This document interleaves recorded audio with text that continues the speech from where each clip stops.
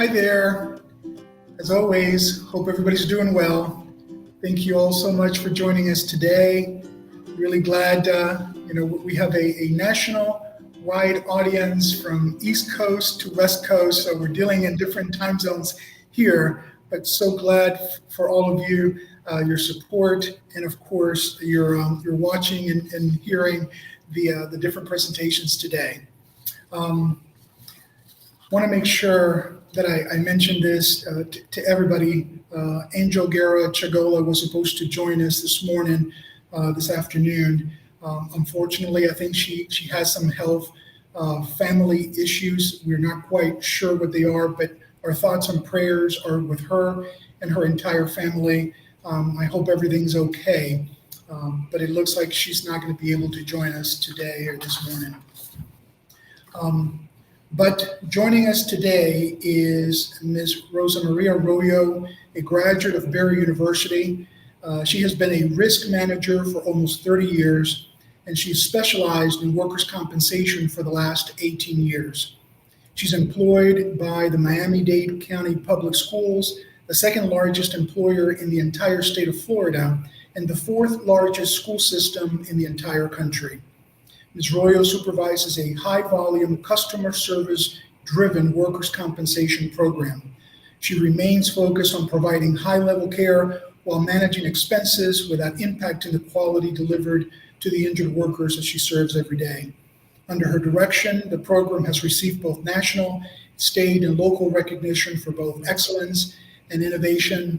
If you know Rosa, if you have been following her for a while, if you've listened to her speak before, or if you've dealt with her, you know, my goodness gracious, you talk about a top-notch program, one that we're all not just proud of here in Florida, but in the entire country. So, Rosa, I can't say enough. I'm so grateful and so thankful. I know you, of all people in the world, you have a busy schedule, considering everything that's happening at the school board levels. So thank you so much for joining us today. Thank you. Thank you, Rafael. Absolutely. All right, and joining Rosa and I today is Karen Siebert, who is Vice President, Director of Carrier Engagement at Gallagher Bassett Services. Probably needs no introduction, because if you've been workers' comp for a long time, then you know Karen. You have met her, you have heard her, you've probably have engaged with her. She is as active as anybody in this industry. Ms. Siebert has more than 20 years of claims, legal, risk management, and process improvement expertise. Karen brings a unique industry-leading perspective to the Gallagher Bassett and those clients that she assists. She's done it all. Listen to this. She's been Chief Executive Officer, Chief Claims Officer, General Counsel to TPAs, carriers, and self-insureds. So she has seen this industry from all angles, all components. That's why we love her, because she really brings that type of expertise to the table. She has spoken on various panels regarding leadership issues, complex claim litigation, diversity and inclusion, and insurance trends. She is a member of the Equity, Inclusion, and Diversity Steering Committee at Gallagher Bassett, co-leading the Awareness and Education Subcommittee. And it is wearing that hat and on that role why I asked her to be a part of this presentation with us today, because she has seen diversity at a large institution and what it takes, not just to bring in folks, which we are all, I think, working pretty hard at doing, but then retaining them, keeping them, engaging them, making sure that they're enjoying their time with each of our organizations. So that's why both of these wonderful ladies are with us this morning, this afternoon. They know it, they live it, they are in it every single day. So I am going to just, ask a couple of questions and then sit back and learn like all of you. I wanted to set the table. The 2020 census, lots of studies have come out. Some information has recently, in the summertime, was published. 331 million folks in the U.S. The under age 18 population has increased to about 22% of the population. The over 65 has decreased to about 17%. I mentioned that because if we, for a second, take a look at that under age 18 population. That's the population, Rosa, that your folks are serving every single day. We can learn a great deal about what the future of our population is going to look like.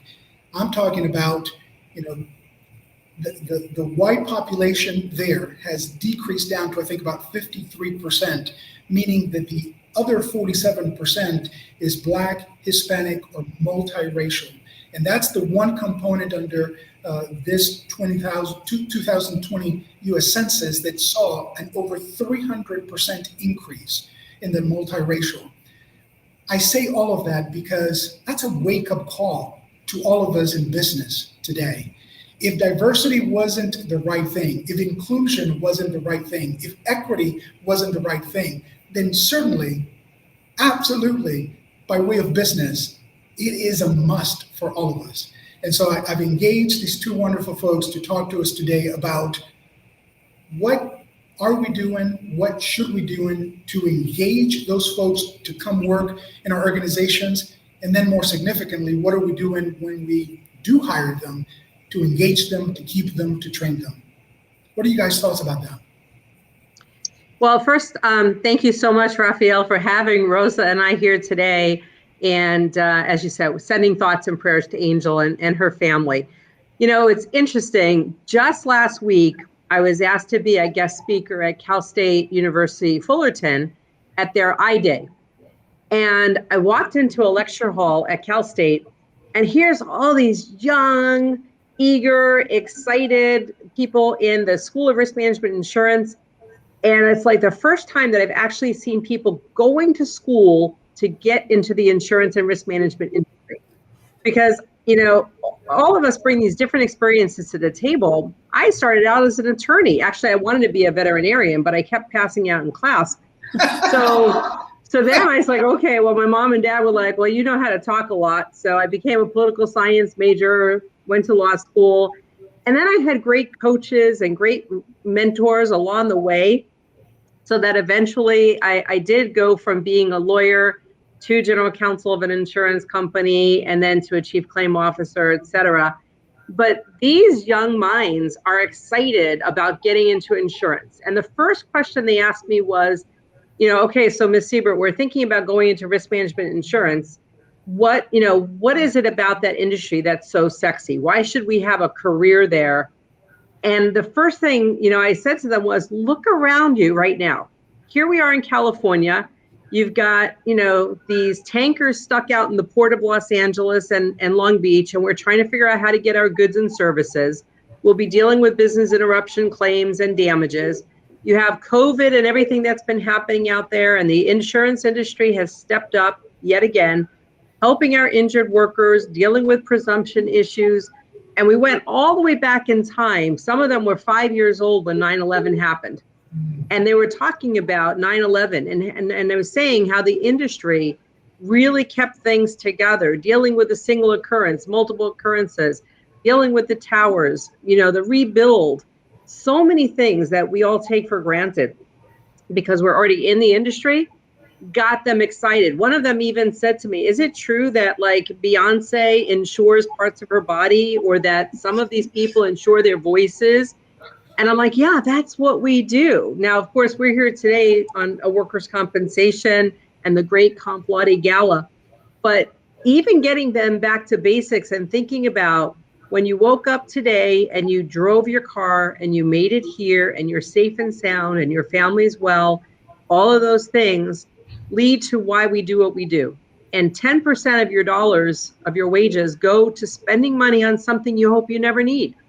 So we need you, young professionals, to join this industry and keep doing what we do to keep the economy moving full speed ahead.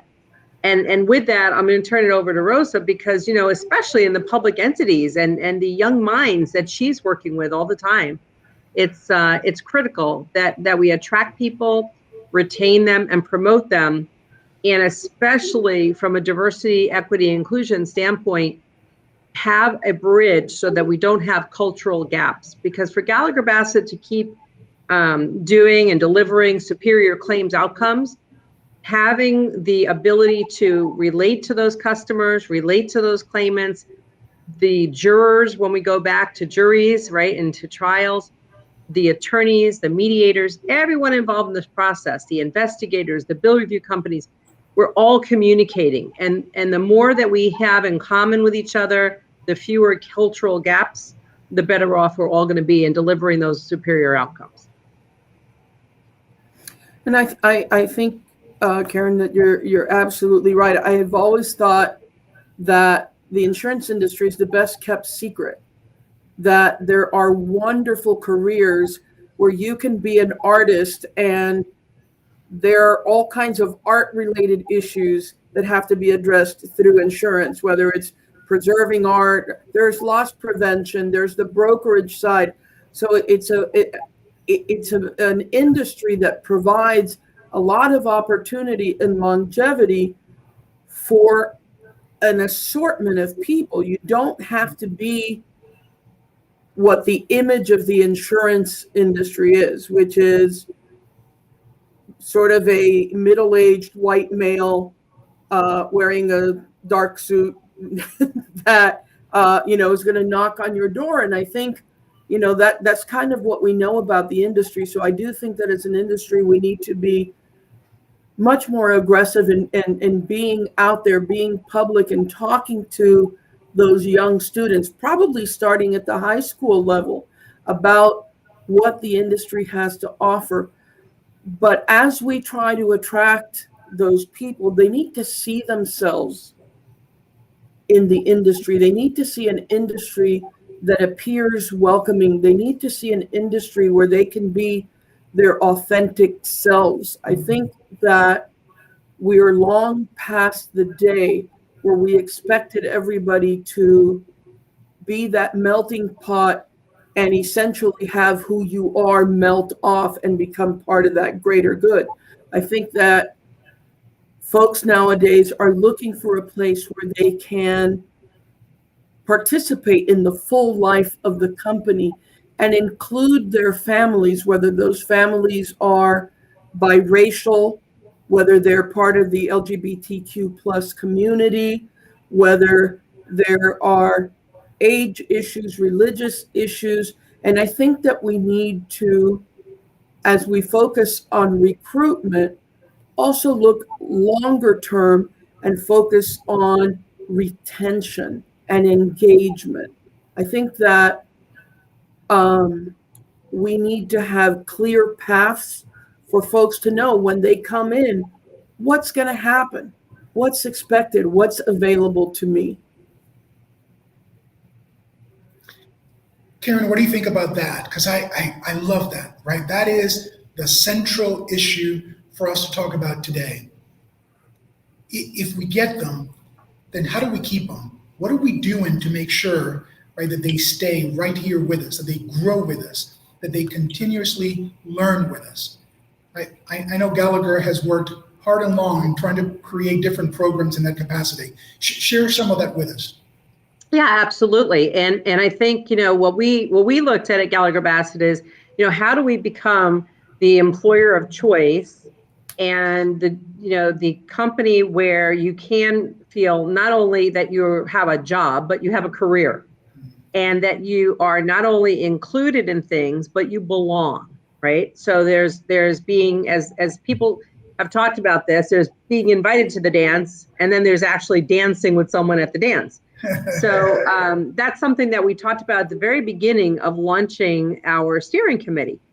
And when we were talking through that, what we talked about was this is going to take time.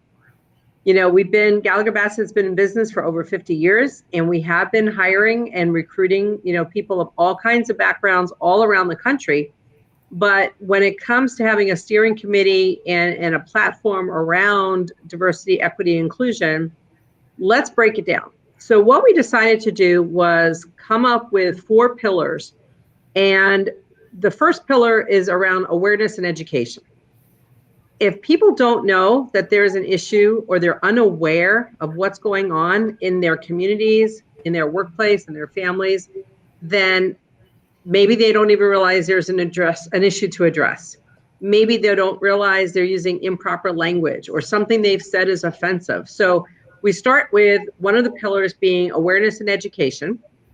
And that's more than just, hey, we're going to celebrate Martin Luther King, in January. It's actually making it come to life in a way where everyone can participate and feel included. When we actually did Black History Month, for example, we had people from all around the country. In our case, we did it in North America, but we had a choir, and we had everyone singing Lift Every Voice, from all kinds of races, nationalities, sexual orientations, all kinds of backgrounds. It didn't matter. We just created a virtual choir and kept playing it and having a good time with it to raise awareness. We had a session, for example, with Dr. Justin Ponder about unconscious bias and how you may or may not project that, right? Then we created a pillar around career development and opportunities.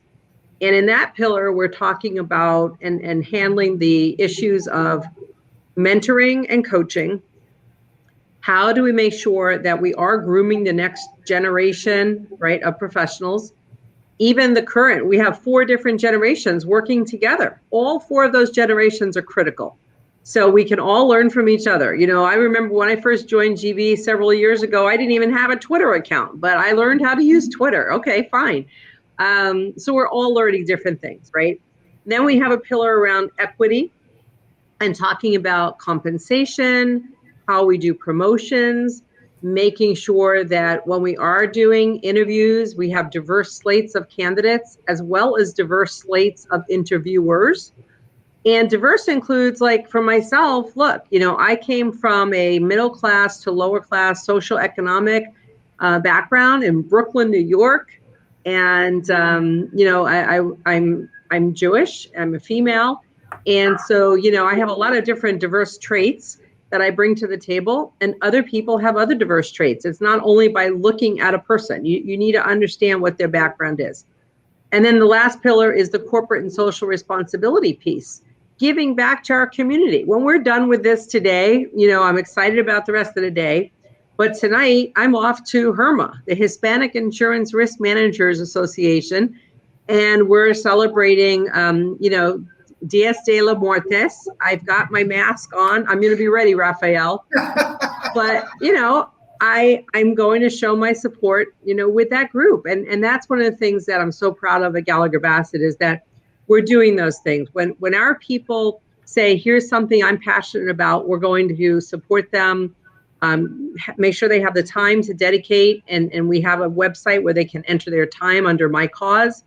Financially, we'll help with sponsorships, donations. I got my Kids Chance pin on here, supporting the injured workers and their families. And it's just an amazing thing that we've done. And it's going to continue to evolve and take more time, so that as people are moving up within the company, they, as Rosa said, they look across the table and see people or hear people with similar backgrounds, and the same thing with our customer groups as well. So we had Robert Cartwright, for example, on a panel with our team recently, because he was the person who started the RIMS Diversity and Inclusion Committee. So we wanted to hear from him.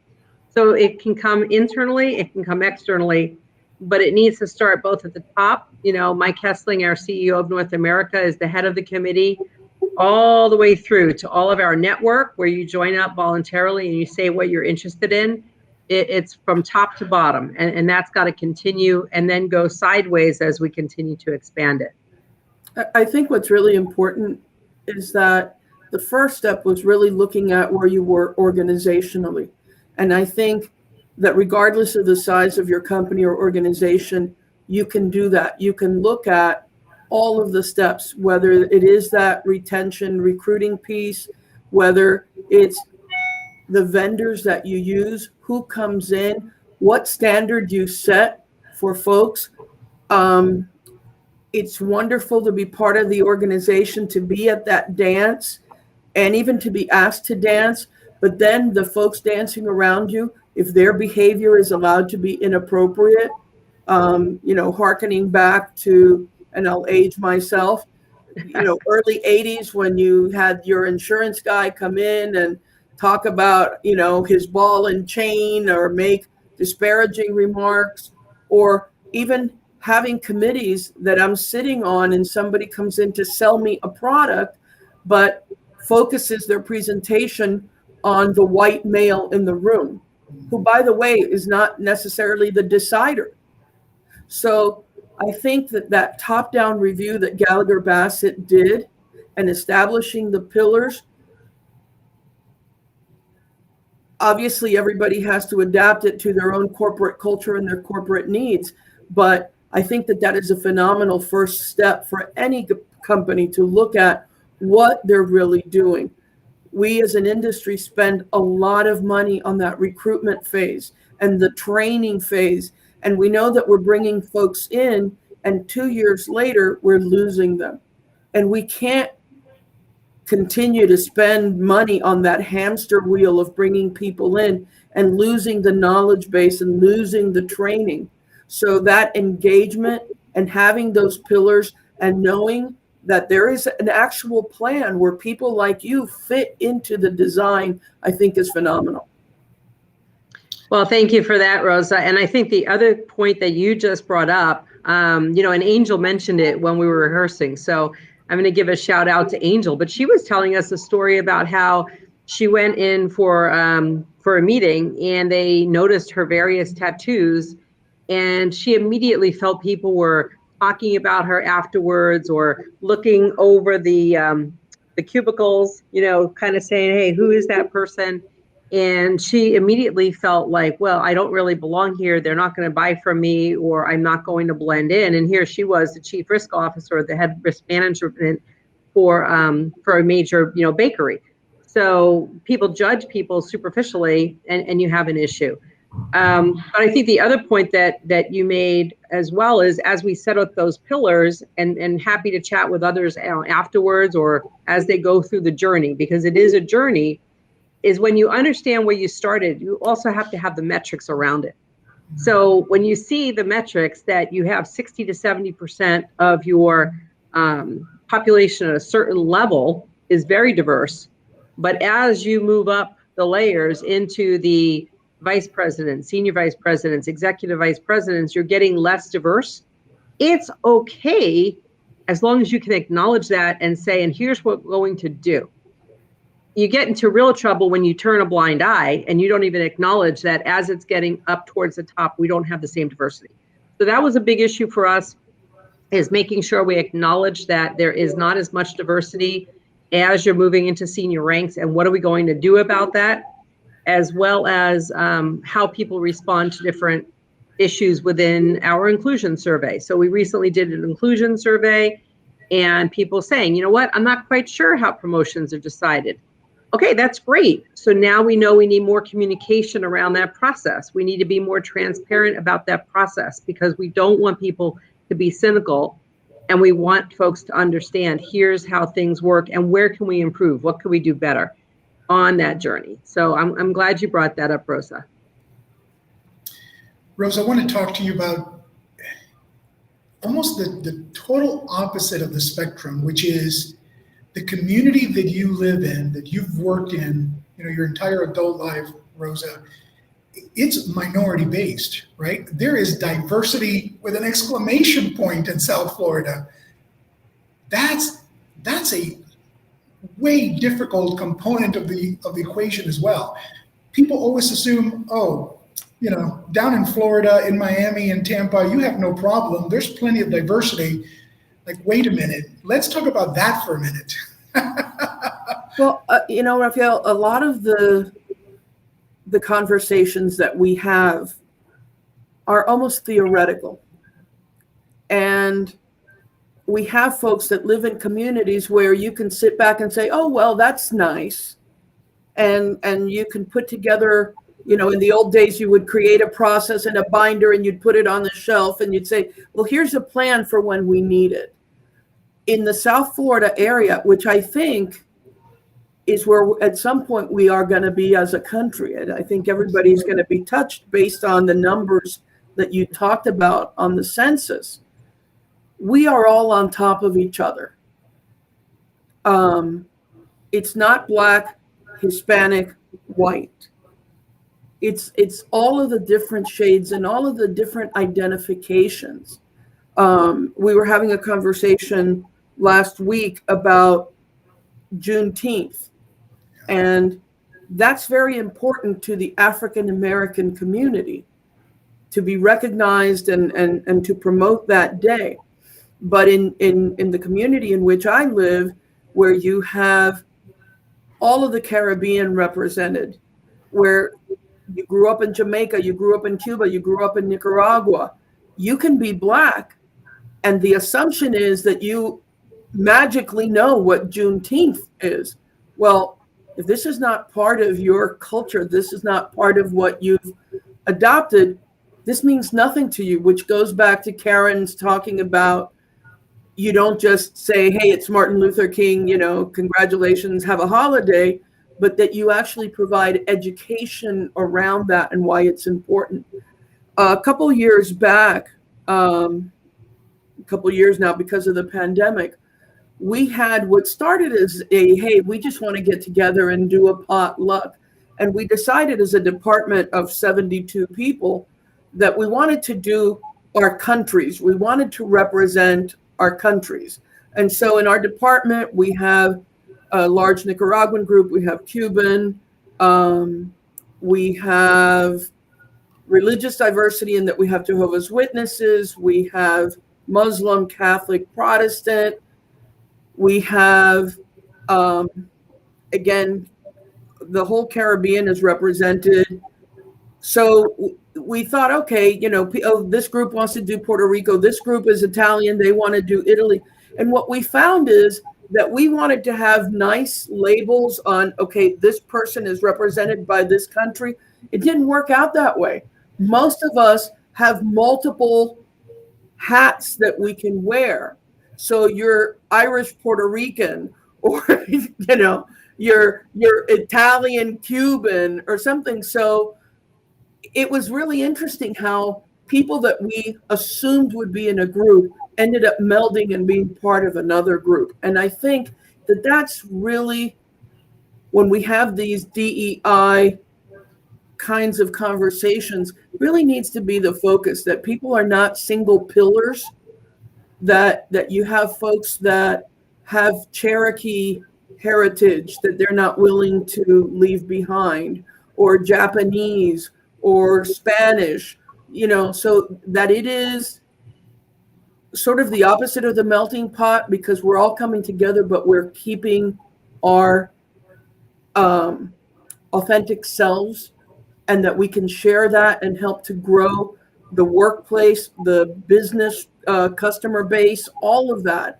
I think it makes it exciting. I think it's exciting in this city to go to the grocery store and you hear 12 different languages, and you have a variety of foods available and music and theater that's very different from other cities.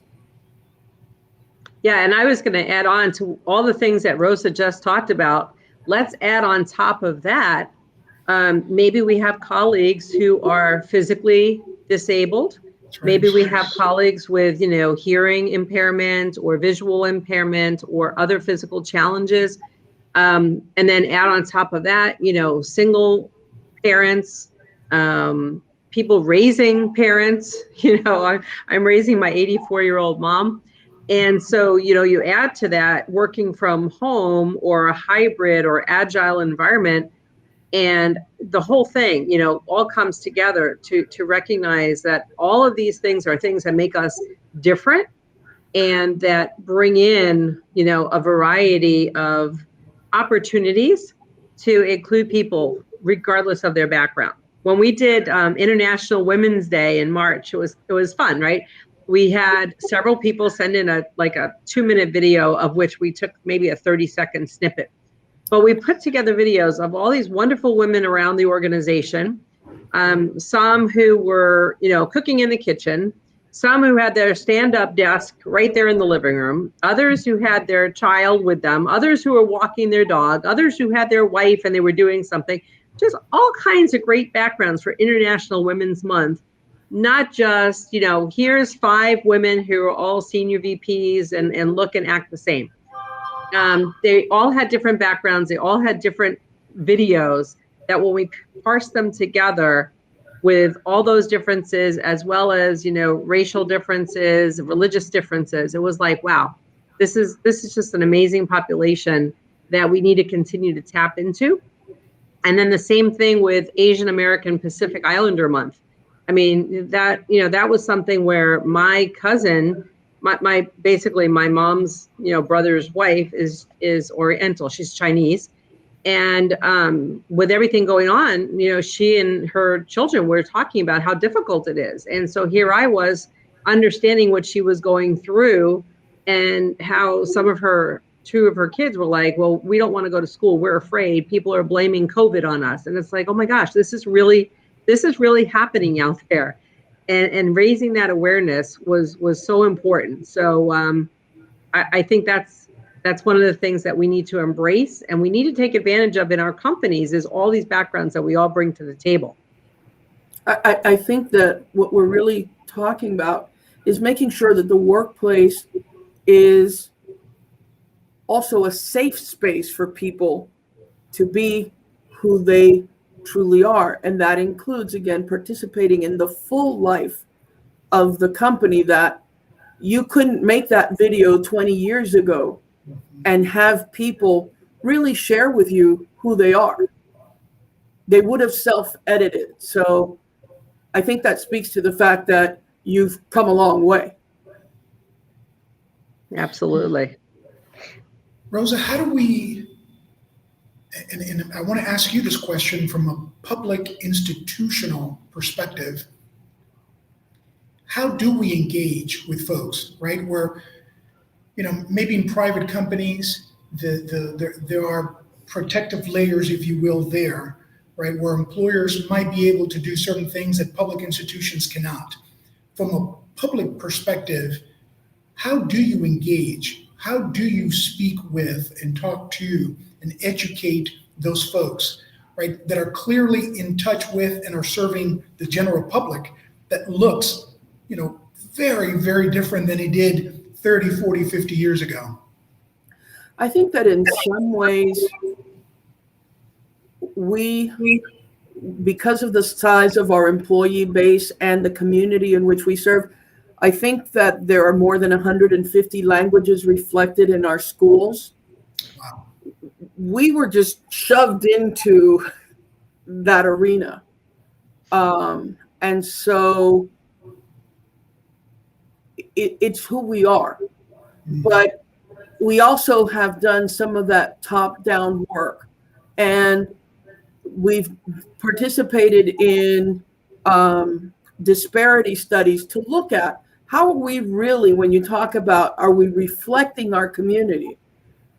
So our staffing from the top down, there's diversity. There's an expectation of diversity in our vendors. It's something that we pursue. We actually have a department that helps minority vendors be registered to participate as potential vendors for the school system.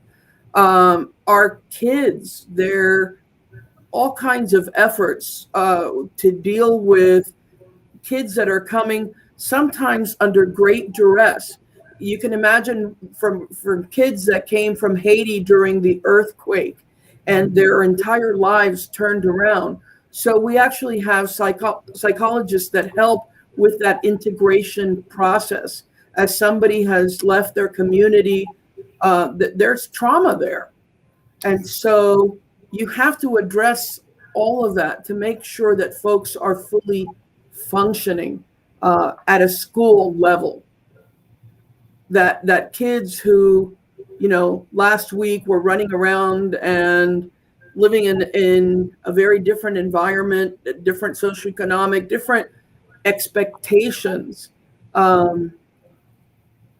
Visiting Cuba, my cousin's son at 6 had the freedom to move around and go to the corner store and basically be a young man.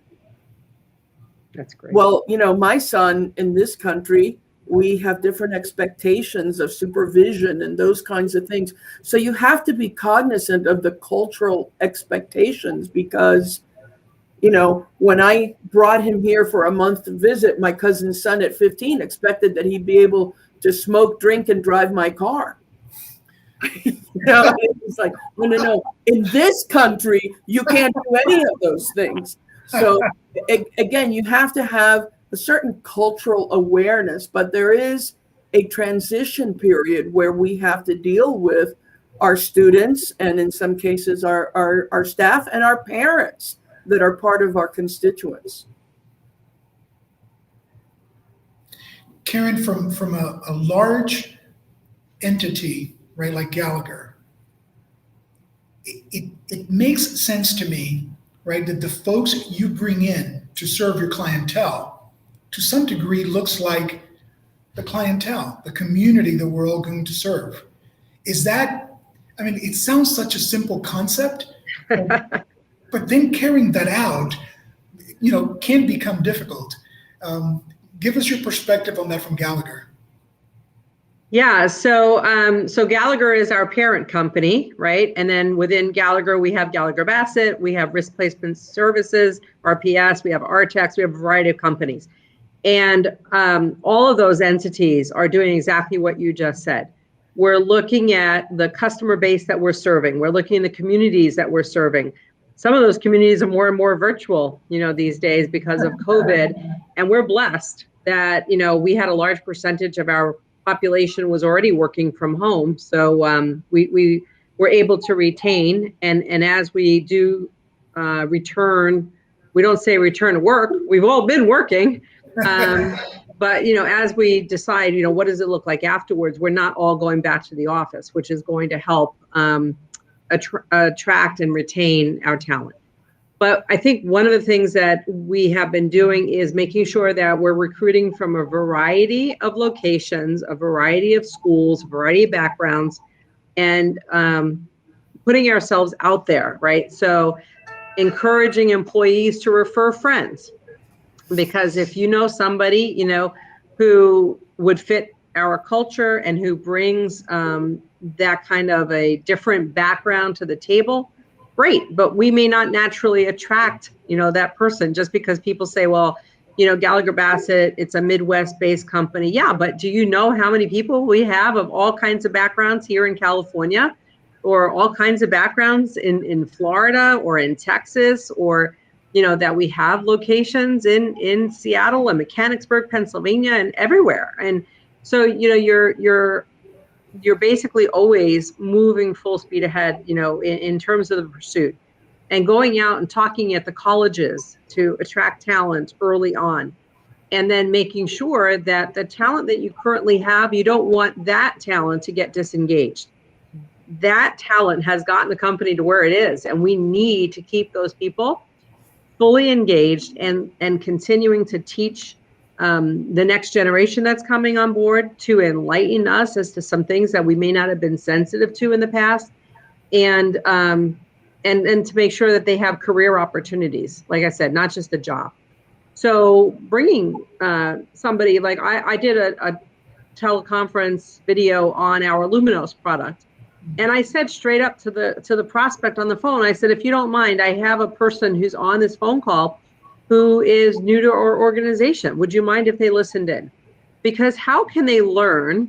How can any of us learn and go to that first, you know, RFP or to that first conference without having somebody train us? And so I think one of the ways that we need to make sure people don't get lost, so to speak, when you're in a big company is to have a buddy system, have a mentor system, to make sure that as people are moving up in the ranks, they have a sponsor or a champion who will speak about them to others, and that we don't think about it as a world of scarcity. It's a world of abundance. There's plenty to go around.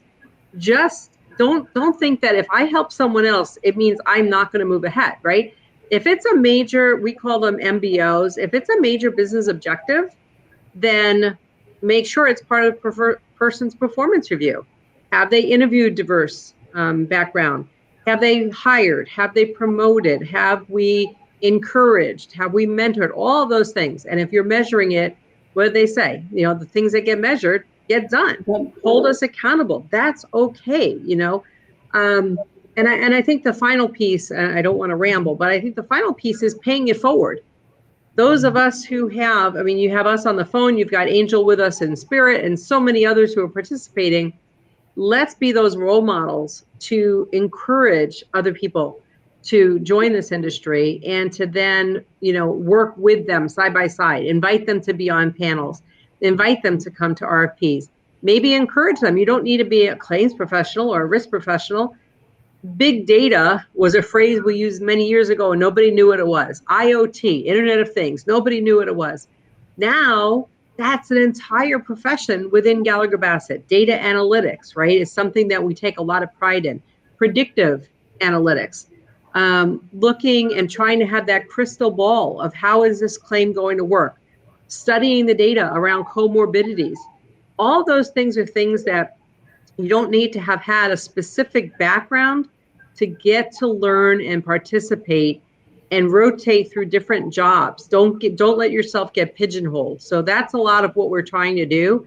And to Rosa's point, we have an overall global leader of diversity and inclusion, but that's a great job title and that's a great person, but that's not really where the action's happening. It's happening day in, day out, by the people in the field at the desks, right?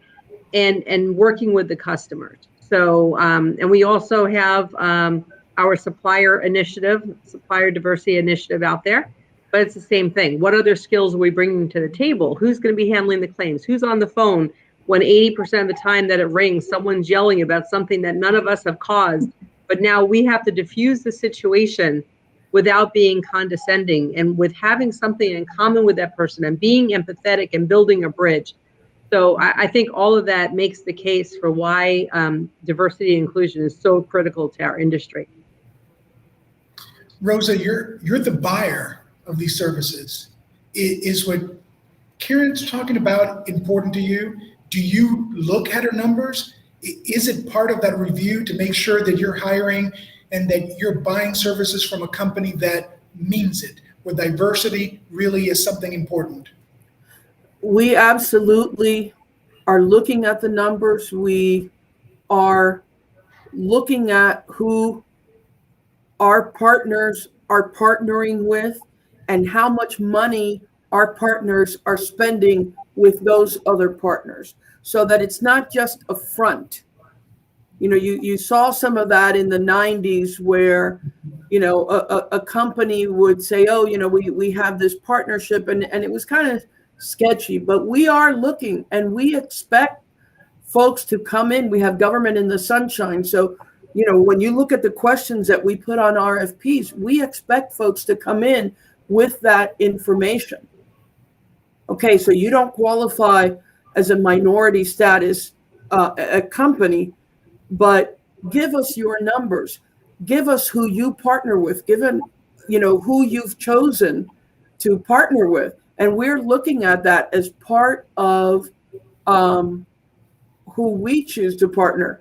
And we look at who the team is that comes out. We look at your materials, all of it. What you present has to tell the story that you guys, it's great to have this great plan, but if nobody knows about it, I think that Angel was talking when we were practicing about companies that are almost shy about talking about the efforts that they're making because they think it's going to lose them customers. I think it's the exact opposite. They have to talk about, I would expect that Gallagher Bassett, that has invested time and money in creating this phenomenal framework, that's going to be included in all of their boilerplate information that you present to me when you are vying for business. Yeah, and I think it's going to, I agree with you, Rosa, and I think it's also going to help us attract, additional resources in the future, right? So that one of the questions that came in through the Q&A is, what's going on out there with this great resignation that we're hearing about, or that the compensation to be in the insurance industry isn't enough. Well, you know, part of it is also what is the reward and recognition. So after we attract and bring people in, how are we rewarding them, how are we recognizing them, how are we giving them, like I said earlier, not just a job, but a career. All of us in here, you know, right now have been in this industry for over 25 years, not because we woke up, you know, one day and said, I can't wait to be in the insurance and risk industry. It's treated all of us well. We've seized opportunities and we've been successful, and now we're paying it forward. So I think that is a big shift that we're going to see, especially as we continue to work from home.